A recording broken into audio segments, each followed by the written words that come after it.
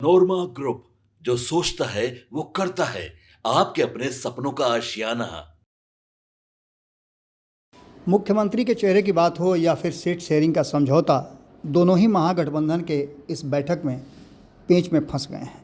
2020 के विधानसभा चुनाव में महागठबंधन में सब कुछ ठीक ठाक था और देखा था आपने कि किस तरह से तेजस्वी यादव ने अपने नेतृत्व में पूरे महागठबंधन का चुनाव लड़ा और बेहतर प्रदर्शन भी किया था। संभावना तो यहाँ तक व्यक्त की जा रही थी कि वो मुख्यमंत्री बन जाएंगे और महागठबंधन की सरकार भी बन जाएगी, लेकिन ऐसा हुआ नहीं। इन सारी बातों को लेकर के आगामी विधानसभा चुनाव जो 2025 में होने वाला है, उसकी सरगर्मी तेज हो गई है और इसी सिलसिले में महागठबंधन की आज बैठक थी। सियासी बिसात पर महागठबंधन को लेकर के जिस तरह की बातें चल रही थी और जिस तरह का प्रायोजन था, उसको लेकर के 2020 के समझौते के तहत ही राष्ट्रीय जनता दल का मानना था कि तेजस्वी यादव को आसानी से मुख्यमंत्री का चेहरा मान लिया जाएगा। लेकिन जो वर्तमान परिस्थिति बनी है उसमें 2025 के चुनाव से पहले जिस तरह की का एंगल जो है वो कांग्रेस ने लिया है, उस एंगल के हिसाब से ऐसा लगता नहीं है कि 2020 वाली बात पर वो तैयार होंगे। कांग्रेस ने साफ कह दिया है कि चुनाव के बाद मुख्यमंत्री का चेहरा तय होगा और सीट शेयरिंग के समझौते को लेकर के भी कांग्रेस का जो डिमांड है, उस डिमांड को लेकर के भी बहुत सारी बातें सामने आ रही हैं। अब इन सभी स्थितियों को अगर गौर से देखा जाए तो एक बात साफ साफ नज़र आ रही है कि कहीं ना कहीं जो वर्तमान परिस्थिति बनी है उसमें आज महागठबंधन की बैठक से पहले बहुत सारी ऐसी बातें हैं जो निकल करके सामने आ रही हैं। हम सबसे पहले आपको बता दें कि 2020 में विधानसभा चुनाव में राजद ने सबसे ज़्यादा सीटों पर चुनाव लड़ा था और 74 सीटें जीत करके आई थी, जबकि 70 सीटों पर चुनाव लड़ने वाली जो कांग्रेस थी उसे 19 सीटें मात्र मिली थी। इन सारी बातों को लेकर के जैसा कि आप पहले से भी जानते हैं कि परिस्थितियां क्या थी। 2024 के चुनाव में भी बहुत सारी बातों को लेकर के दोनों के बीच में खटपट हुआ था और जैसा कि आप सभी को पता है कि लोकसभा के चुनाव में कांग्रेस और राजद के बीच में 36 का आंकड़ा हो गया था। किसी तरह से गठबंधन को बचा लिया था कांग्रेस ने राजद की बात मान करके, लेकिन सीट शेयरिंग के समझौते में राष्ट्रीय जनता दल ने कांग्रेस को दरकिनार कर दिया था। इसके साथ साथ आपको बता दें कि क्षेत्रीय समीकरण और जातीय समीकरण बैठाने को लेकर के भी राष्ट्रीय जनता दल का मानना यह है कि वो सबसे बेहतर संतुलन बना सकती है। बिहार का राजनीतिक जातीय संतुलन हमेशा से सीट बंटवारे का आधार रहा है और इस बार भी यादव, कुशवाहा, दलित, महादलित, सवर्ण और मुस्लिम वोट बैंक को ध्यान में रखते हुए सीटों का वितरण किया जाएगा, ऐसा माना जा रहा है। कांग्रेस जहाँ मुस्लिम और दलित सवर्ण के साथ साथ मतदाताओं की संख्या अच्छी है, मजबूत पकड़ है, उन सीटों पर ज़्यादा फोकस कर रही है। जबकि आपको पहले भी हम बता चुके हैं कि संपादक नमन मिश्रा जी ने बताया भी था कि 80 सीटों को लेकर के ये पेच फंसा हुआ है। जिन 80 सीटों पे पेच फंसा हुआ है, कांग्रेस नहीं चाहती है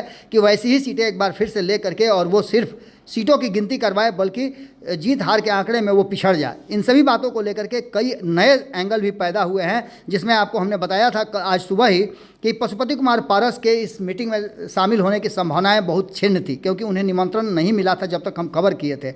और इन सारी बातों को लेकर के जब सीट शेयरिंग का समझौते की बात आती है तो अभी तक इस पर जो भीतर से बातें निकल करके सामने आ रही है इस मीटिंग से, वो ये है कि सीट शेयरिंग के समझौते पर अभी बात नहीं हुई है। सभी ने अपने अपने हिसाब से अपने विचार जरूर रखे हैं, लेकिन सीट शेयरिंग के समझौते पर अभी पेंच फंसा हुआ है। तो वहीं दूसरी तरफ आपको बता दें कि मुख्यमंत्री के चेहरे पर भी पेंच फंसा हुआ है। राजद के राजनीतिकार तेजस्वी यादव खुद इस बैठक की अगुवाई कर रहे हैं और लेफ्ट पार्टियों में सीपीआई, सीपीएम और माले का प्रतिनिधि और पुराने प्रदर्शन के आधार पर बनाकर राज्य में सीटों के बंटवारे की बात की जा रही है। सूत्रों के अनुसार राजद लगभग 135 सीटों की मांग कर रहा है, जबकि कांग्रेस 50 से अधिक सीटों पे चुनाव लड़ रहा है, जो कि पिछली बार 70 से अधिक सीटों पे चुनाव लड़ा था। जो वर्तमान परिस्थिति बनी है उसमें कई नए दलों को शामिल कराने की बात भी की जा रही है, जिसमें पशुपति कुमार पारस का भी नाम है। तो वहीं मुकेश सहनी भी एक नए दल के रूप में सामने आए हैं, जिनके डिमांड वैसे तो 60 सीटों का है, लेकिन 30 से 40 सीटों पर वो से कम में वो मानेंगे नहीं। वहीं आपको बता दें कि गांधी मैदान में रैली करके भारी भीड़ जुटाने वाले आईपी गुप्ता को लेकर के भी अब चर्चाएं शुरू हो गई हैं। बताया जा रहा है कि महागठबंधन अब उन्हें भी अपनी टीम में शामिल करने पर विचार कर सकता है। आईपी गुप्ता की छवि एक तेज तर्रार युवा नेता के रूप में देखी जा रही है और ख़ास तौर पर युवाओं को में काफ़ी लोकप्रिय हैं। अगर उन्हें महागठबंधन का हिस्सा बनाया गया तो कुछ सीटें उनके लिए भी छोड़नी पड़ेगी और इसको लेकर के भी इस बैठक में जद्दोजहद हो रही है। जातिगत आधार पर अगर देखा जाए तो कहीं ना कहीं उनकी हिस्सेदारी और दावेदारी एक बड़ी दावेदारी के रूप में सामने नजर आ रही है। आज की बैठक के बाद संभवतः एक संयुक्त प्रेस कॉन्फ्रेंस महागठबंधन करेगा और सीट बंटवारे को लेकर के अपनी औपचारिक घोषणा करने की संभावना है। लेकिन अब तक इस बात का जो भीतर खाने से निकल करके बातें आ रही है कि सीट शेयरिंग के समझौते पर मामला सुलझ नहीं पाया है, तो वहीं आपको बता दें कि अभी भी कांग्रेस इस बात पर तैयार नहीं हुई है कि तेजस्वी यादव को मुख्यमंत्री का चेहरा मान लिया जाए। बिहार में इस बार विधानसभा चुनाव महज एक राजनीतिक प्रतियोगिता नहीं बल्कि गठबंधन के साथ समझौता, संतुलन और राजनीतिक सूझबूझ का भी एक बड़ा मुजाहिरा दिखाने वाला चुनाव साबित हो सकता है।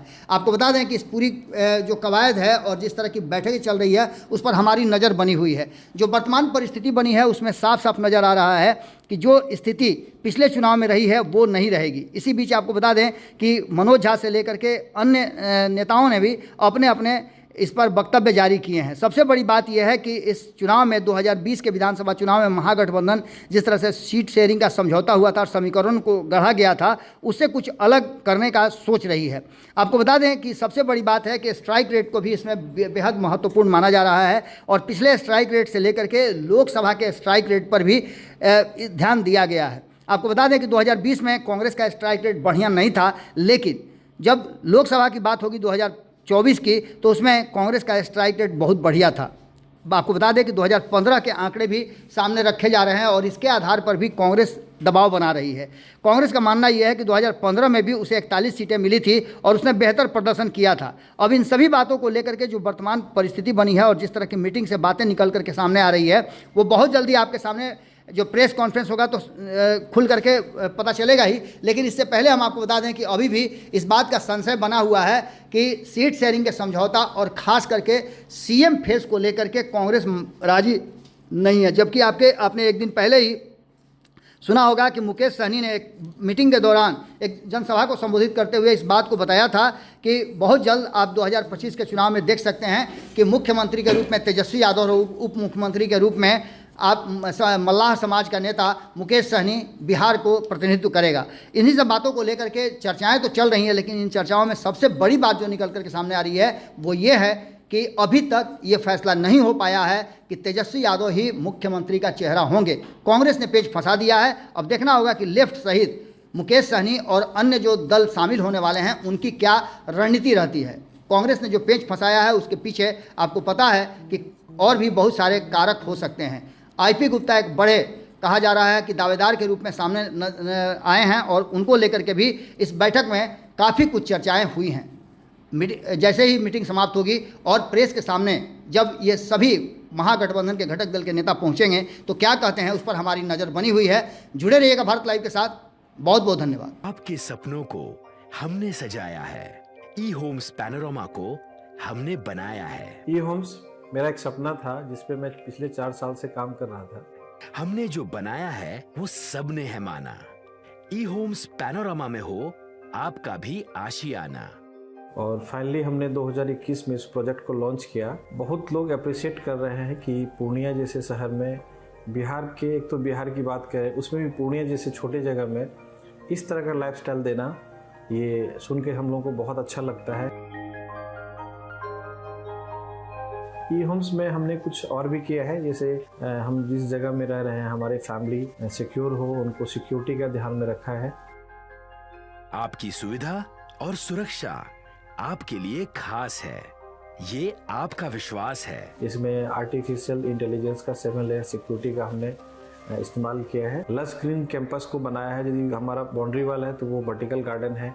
ये जितनी भी फैसिलिटी होता है एक इंटरनेशनल टाउनशिप में ई होम्स है, ये हम लोग विश्वास नहीं कर पा रहे हैं। जो भी हमारे मित्र दोस्त या जो भी हमारे बाहर के बाहर आते हैं तो हम लोगों को बहुत अच्छा सुनने को मिलता है और बहुत अच्छा क्रेडिट मिल रहा है। वो सारा हमने सिर्फ एक बिल्डिंग नहीं बनाया, हमें एक बहुत अच्छा लाइफस्टाइल दिया ई होम्स में, और मेरा एक सपना था जिसको मैं आज फुलफिल होते हुए देख पा रहा हूँ। ये आपका आवास है। ई होम्स पैनोरमा में अब आपका निवास है। E Homes Panorama, luxurious lifestyle redefined. Panorama group, जो सोचता है वो करता है। अगर ये वीडियो पसंद आई और वह बिहार के राजनीति और बिहारियत से सरोकार रखेनी तो सब्सक्राइब बटन दबा के चैनल के सब्सक्राइब कर ली। ओजे एगो घंटी बा, ओकरा बटन दबा देला से कुल सटीक और मारक खबर रुआ मुफ्त में मिल जाई। अगर रुआ पत्रकारिता के हमनी के नया प्रयोग में सहयोग कर चाहतानी तो ज्वाइन बटन दबा दी।